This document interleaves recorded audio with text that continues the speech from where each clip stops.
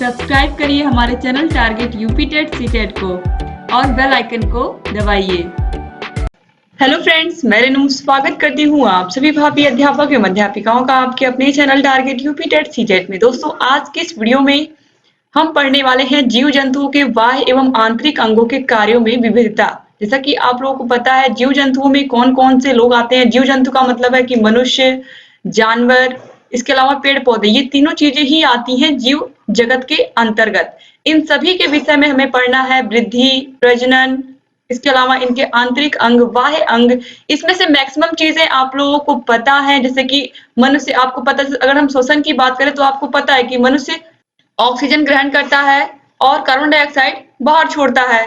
तो इस तरीके से बहुत सारी चीजें इसमें है जो आपको पता है। जैसे कि अगर मैं वृद्धि की बात करूं तो वृद्धि, आप पता है कि अगर मनुष्यों की बात करें तो एक समय के बाद रुक जाती है वृद्धि। जैसे कोई बच्चा बड़ा हो गया, फिर 17-18 साल के बाद फिर हाइट नहीं बढ़ रही है, ठीक है, वो एक मानक हो जाता है कि फिर मनुष्य की हाइट नहीं बढ़ती। लेकिन जो पेड़ पौधे होते हैं वो जीवन पर्यंत उनकी वृद्धि होती रहती है। ऐसे ही जो जानवर हैं, चाहे कुत्ता हो, बिल्ली हो, भेड़ बकरियां, ये सब क्या है, इन सब की भी एक निश्चित एज में वृद्धि होती है, फिर वृद्धि रुक जाती है, लेकिन वृद्धि होती सब में है।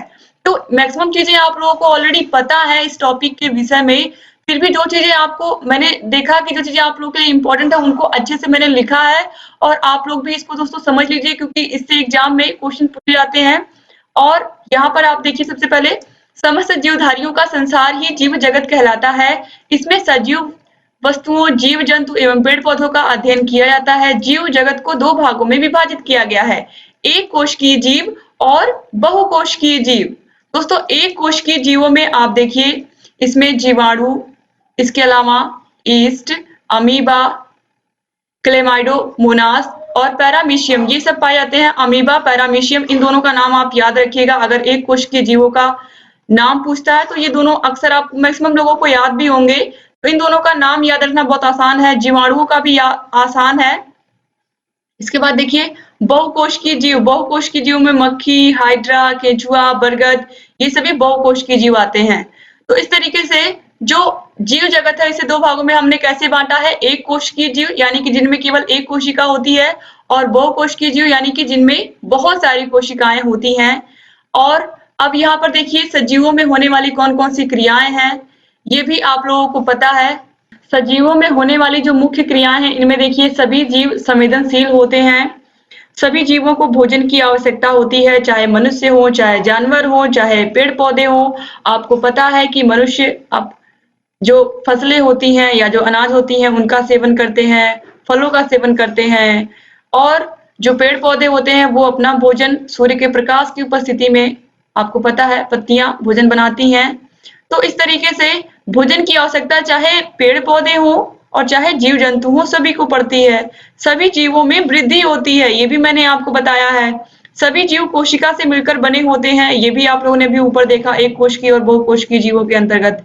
कोशिका जीवधारी के शरीर की आधारभूत इकाई है, यानी कि कोशिकाओं से ही मिलकर शरीर बनता है। दोस्तों, यहाँ पर देखिए श्वसन क्रिया की अगर मैं बात करूं तो मनुष्यों में आपको पता है कि मनुष्यों में नाक, श्वास नली, श्वसनी, श्वसनिकाएं तथा फेफड़े आदि मिल करके श्वसन क्रिया को चलाते हैं मनुष्यों में। अब अगर जंतुओं की बात करें तो हम अगर मछली की बात करें तो मछलियों में श्वसन अंग गलफड़े होते हैं, और ये क्वेश्चन कई बार पूछा गया है एग्जाम में। तो मछलियों के श्वसन अंग गलफड़े से सांस लेती हैं वो। केंचुए का अगर मैं बात करूं तो केंचुओं का श्वसन अंग क्या होता है, वो त्वचा से सांस लेते हैं। केंचुओं की बात हो रही है। फिर तिलचट्टा है, तितली है, मक्खी है, ये सब वायु नलिकाओं से सांस लेते हैं। स्तनधारी जंतु फेफड़ों से सांस लेते हैं, और मेंढक जल में जब रहते हैं तो ये त्वचा से सांस लेते हैं, ठीक है। मेंढक आपको पता है उभयचर प्राणी है, उभयचर जीव, मतलब ये आप लोगों को पता है ये जल में भी रह सकते हैं और स्थल पर भी रह सकते हैं। जब ये जल में रहते हैं तो ये त्वचा से सांस लेते हैं, लेकिन जब ये स्थल पर रहते हैं, जमीन पर, तब ये फेफड़ों से सांस लेते हैं। याद रखिएगा आप लोग, मेंढक का भी इंपॉर्टेंट है। अब यहाँ पर हम आगे बढ़ेंगे, प्रचलन अंग देखेंगे। प्रचलन अंग हम किसे कहते हैं? आने जाने में जीव जंतु जिन अंगों का प्रयोग करते हैं उन्हें प्रचलन अंग कहते हैं। जंतुओं में प्रचलन अंग की आवश्यकता निम्न कारणों से होती है: आहार प्राप्ति के लिए, शत्रुओं से रक्षा के लिए, प्रजनन के लिए। जैसे कि स्थल पर रहने वाले जंतुओं में पैर, जल में रहने वाले जंतुओं में पाद अथवा परखने या फिन्स हवा में उड़ने वाले जंतुओं में पाद तथा पंख दोनों ही पाए जाते हैं।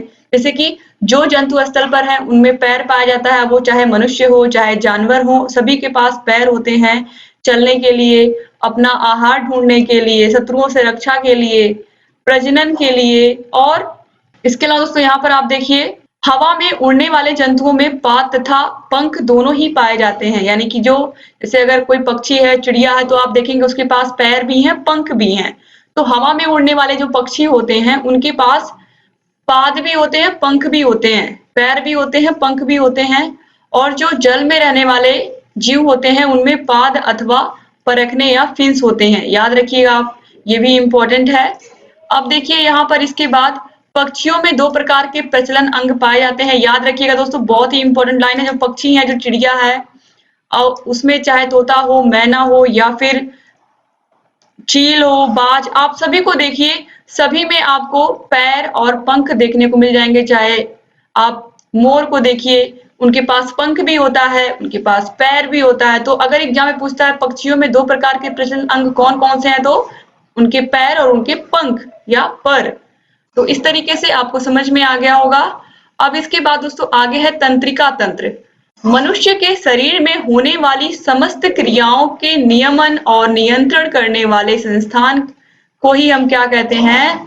तंत्रिका तंत्र कहते हैं। इसमें मुख्य रूप से 3 भाग होते हैं, मस्तिष्क, रीढ़ रज्जु और तंत्रिकाएं। यानी कि जो तंत्रिका तंत्र होता है मनुष्य का, इसमें 3 भाग होते हैं। कौन कौन से? मस्तिष्क, रीढ़ रज्जु और तंत्रिकाएं। और यही मनुष्य के शरीर में जितनी भी क्रियाएं होती हैं सभी का नियमन करते हैं। तो यह तीनों ही तंत्रिका, आप तीनों का नाम याद रखिएगा कि तंत्रिका तंत्र के कितने भाग होते हैं मनुष्य के शरीर में। तो 3 होते हैं, मस्तिष्क, रीढ़ रज्जु यानी कि रीढ़ की जो हड्डी है, और तंत्रिकाएं। इसके बाद अगला यहाँ पर एक क्वेश्चन है, 2016 में पूछा गया है आप लोग के एग्जाम में। तो यह क्वेश्चन क्या है, चलिए देखते हैं। अशुद्ध, यहाँ पर देखिए सिराएं क्या है, इनका मुख्य कार्य क्या है? दोस्तों सिराएं क्या करती हैं? अशुद्ध रक्त को समस्त शरीर से इकट्ठा करके वापस हृदय तक लाने वाली नलियां सिरा कहलाती हैं। बहुत ही इजी है। ये लोग क्या करती हैं? मनुष्य के पूरे शरीर में जो अशुद्ध रक्त है उसको हृदय तक लाती हैं, ताकि हृदय क्या करे, उस रक्त को शुद्ध करके फिर से धमनियों के माध्यम से पूरे शरीर में पहुंचा दे।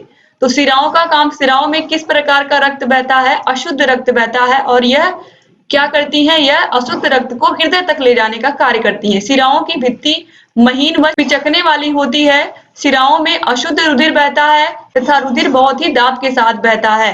तो इतनी बातें आपको समझ में आ गई होंगी सिराओं के विषय में। तो दोस्तों उम्मीद करती हूँ कि ये बातें आपको समझ में आई होंगी। अब यहाँ पर एक क्वेश्चन है, उसको भी आप देखिए। पुष्प का नर भाग निम्न में से कौन सा है? तो दोस्तों नर भाग या पुरुष भाग इसमें से कौन सा है? तो स्त्री केसर, पुंकेसर, दल पुंज या वाह्य दल। आप सभी को पता है कि जो पुंकेसर होता है ये पुष्प का नर भाग होता है।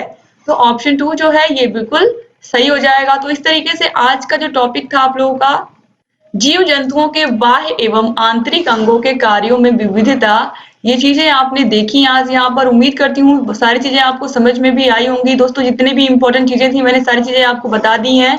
और अगर ये वीडियो अच्छा लगा है तो प्लीज इस वीडियो को लाइक जरूर कर दीजिए दोस्तों।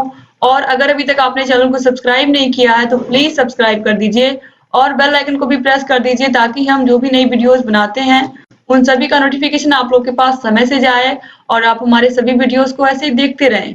उम्मीद करती हूँ आप चैनल से ऐसे ही बने रहेंगे और सभी वीडियोस को देखते रहेंगे। जहाँ कहीं भी कोई भी समस्या है हमसे पूछते रहेंगे। दोस्तों ऐसे चैनल से बने रहिए और अपनी सभी समस्याओं का समाधान भी आप प्राप्त कर सकते हैं। अगर अभी तक आपने चैनल को ज्वाइन नहीं किया है तो प्लीज चैनल को ज्वाइन कर लीजिए, क्योंकि चैनल को ज्वाइन करने के बाद आपको हम फर्स्ट पेपर यानी कि शैक्षिक मूल्यांकन और सेकंड पेपर समावेशी शिक्षा, इसके पूरे नोट्स हम आपको प्रोवाइड कराएंगे। पूरा मैंने इसी तरीके से लिख करके बनाया है, आप लोगों को पता है। तो आप लोग अच्छे से उसे लिखिए और समझिए। तो प्लीज दोस्तों अधिक से अधिक लोग चैनल को ज्वाइन करिए। अगर ज्वाइन करने की प्रक्रिया नहीं पता है तो आप लोग हमसे पूछिए, हम बताएंगे और आप लोगों का मार्गदर्शन करेंगे। डिस्क्रिप्शन बॉक्स और कमेंट बॉक्स में आपको सभी विषयों की लिंक मिल जाएगी। यहाँ आई बटन दिख रहा होगा, आई बटन पर भी क्लिक करके आप थर्ड सेमेस्टर के सभी वीडियोस को प्राप्त कर सकते हैं। चाहे फर्स्ट पेपर हो, सेकंड पेपर हो, थर्ड पेपर, फोर्थ, फिफ्थ, सभी को हम पढ़ा रहे हैं। सभी की वीडियोस आपको मिल जाएंगी और अच्छे से आप लोग अपनी तैयारी करते रहिए। दोस्तों उम्मीद करती हूँ आप ऐसे चैनल से बने रहेंगे और सभी वीडियोस को देखते रहेंगे। जहाँ कहीं भी कोई भी समस्या है हमसे ऐसे ही पूछते रहेंगे। तो मिलते हैं नेक्स्ट वीडियो में, तब तक अपना ख्याल रखिएगा, अपने परिवार का ख्याल रखिएगा और ऐसे चैनल से बने रहिएगा। जय हिंद दोस्तों।